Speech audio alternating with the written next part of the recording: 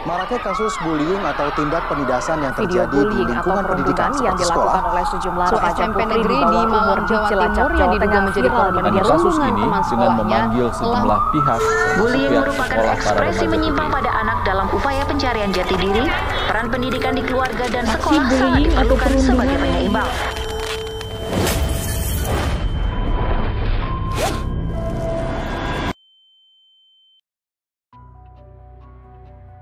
Fenomena perilaku bullying merupakan bagian dari kenakalan remaja. Diketahui paling sering terjadi pada masa remaja. Alasannya karena pada masa remaja memiliki egosentrisme yang tinggi.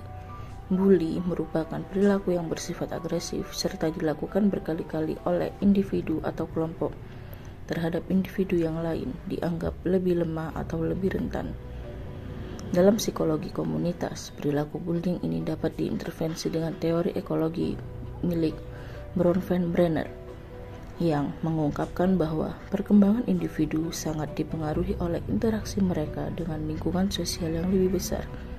Teori ekologi ini juga memberikan pemahaman mengenai bullying bukan hanya masalah individu, tetapi juga masalah sistemik yang melibatkan interaksi antara individu dan berbagai lapisan lingkungan sosial yang melingkupi mereka.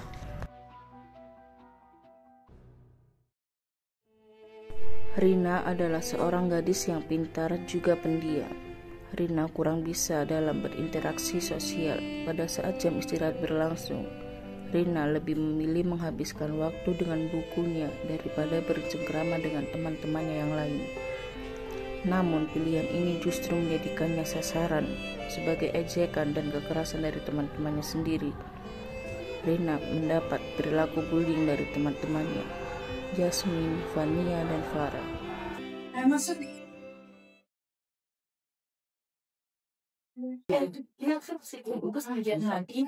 Dia juga romantis banget apa diselesaikan. Padahal duduknya sebelahan. Dasar gak punya empati.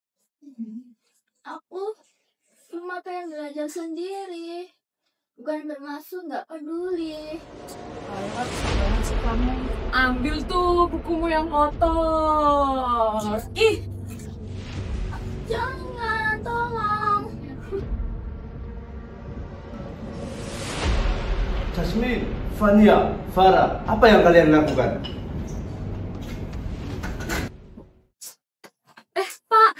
kami cuma bercanda, Pak. Hah? Bercanda? Kalian lihat wajah yang kesakitan itu? Enggak kok, enggak kesakitan. Iya kan? Enggak, kita nggak sampai nyakitin, Pak. Benar. Iya. Kalian berarti saya ke ruang ikan.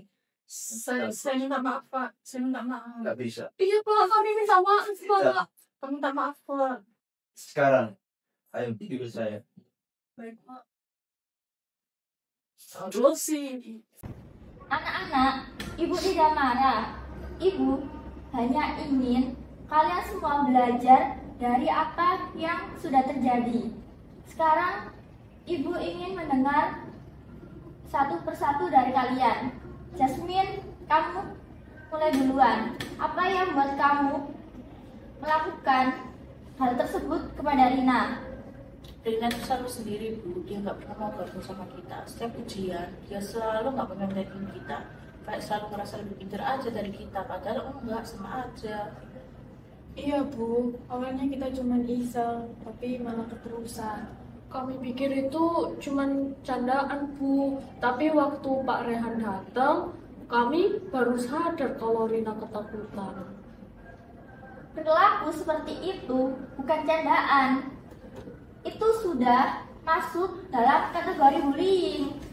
Dalam dunia pendidikan, tindakan seperti itu bisa berdampak besar bagi kesehatan mental korban. Bayangkan, kalau kalian berada di posisi Rina, ditertawakan, ditendang, dihakimi, karena hanya ingin belajar. Bagaimana perasaan kalian? Kami minta maaf, Bu. Kami kira nggak bakal sekarang itu. Ibu senang kalian menyadari kesalahan, tapi kesalahan saja tidak cukup. kita akan jalani sesi konseling pribadi selama beberapa minggu ke depan. Di sini kalian akan belajar mengenali emosi, mengelola kemarahan, serta membangun empati. Apakah kami akan dihukum, Bu? Bukan dihukum, tapi diberi tanggung jawab. Kalian akan diberikan pelatihan karakter.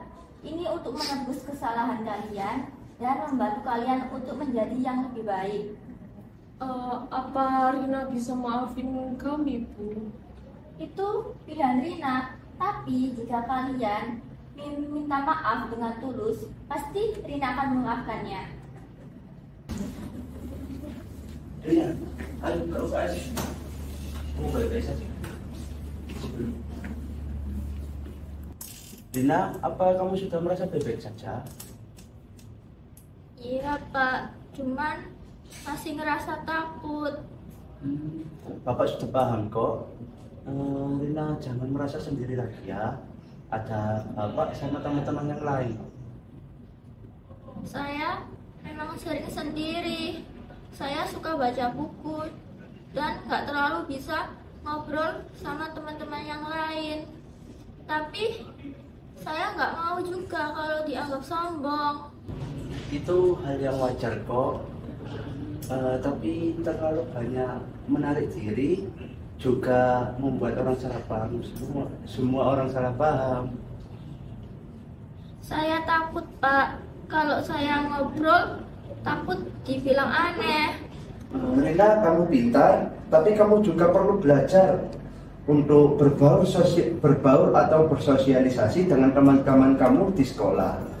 Bapak nanti juga akan bantu kamu untuk gabung di komunitas literasi di sekolah. Di sana kamu bisa bertemu teman-teman yang suka baca diskusi pelan-pelan untuk membangun kepercayaan diri kamu. Baik Pak, saya akan mencobanya. Terima kasih banyak. Semangat ya. Ingat, jadi pintar itu hebat, tapi jadi kuat itu percaya.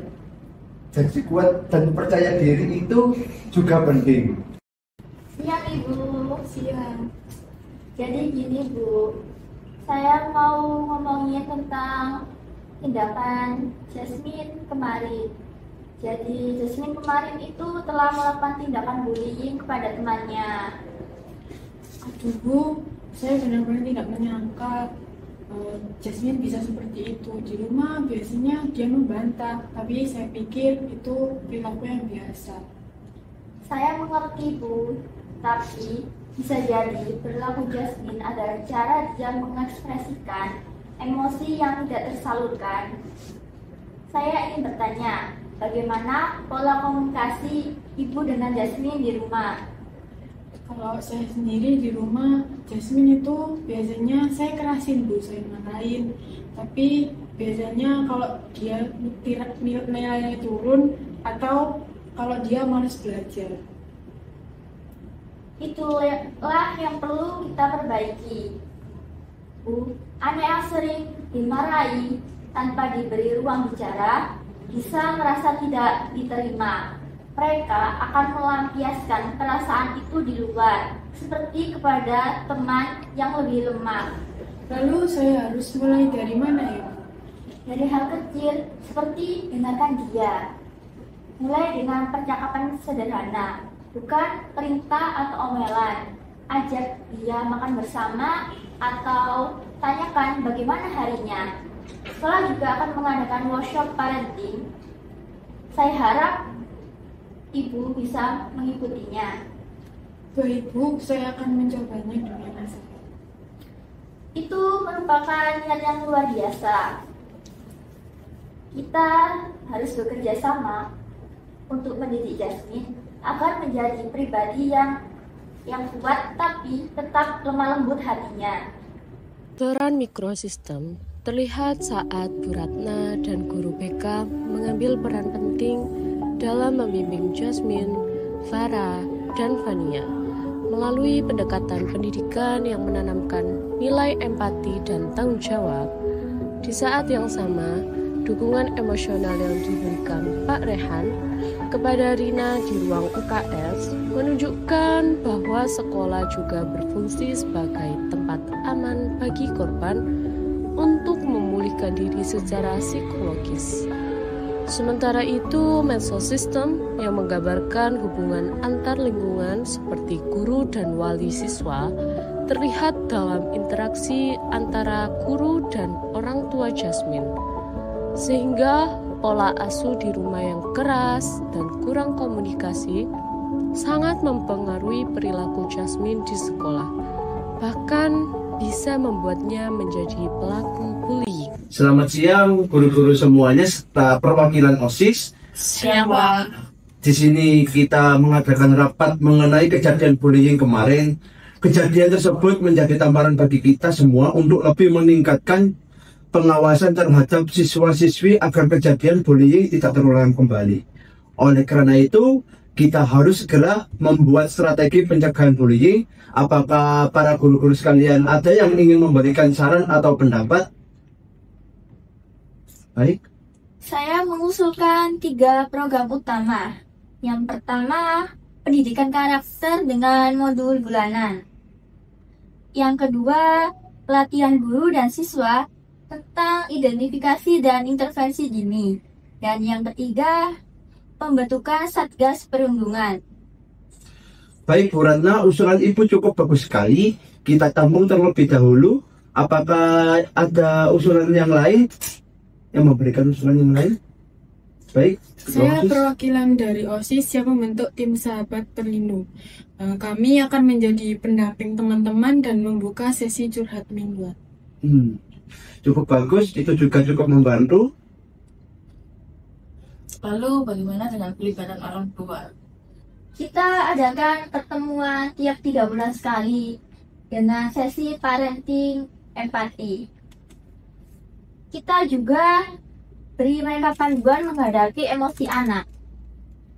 Selain itu, kita juga bisa menambah pengawasan di mana di titik rawan seperti taman belakang sekolah, koridor, lalu guru piket juga pastinya akan bertugas bukan hanya mengawasi, tapi bisa berinteraksi aktif dengan siswa-siswanya. Dan kami juga akan membuat kampanye digital lewat media sosial sekolah, isinya testimoni korban, kutipan motivasi, dan ajakan berteman tanpa menyakiti. Baik, semua program dan strategi pencegahan sudah cukup bagus. Mari kita bergerak bersama. Kita tidak hanya mendidik siswa menjadi pintar, tetapi juga menjadi manusia yang berhati dan berempati. Untuk itu saya akan mengakhiri rapat ini. Sekian, terima kasih. Wassalamualaikum warahmatullahi wabarakatuh. Waalaikumsalam warahmatullahi wabarakatuh. Lebih dari sekedar menangani kasus, sekolah mulai bergerak menciptakan strategi pencegahan, mulai dari kebijakan tak langsung yang membentuk lingkungan belajar, nilai-nilai makrosistem yang menanam budaya empati, hingga pembentukan satgas dan program pelatihan karakter yang menandai perubahan struktural.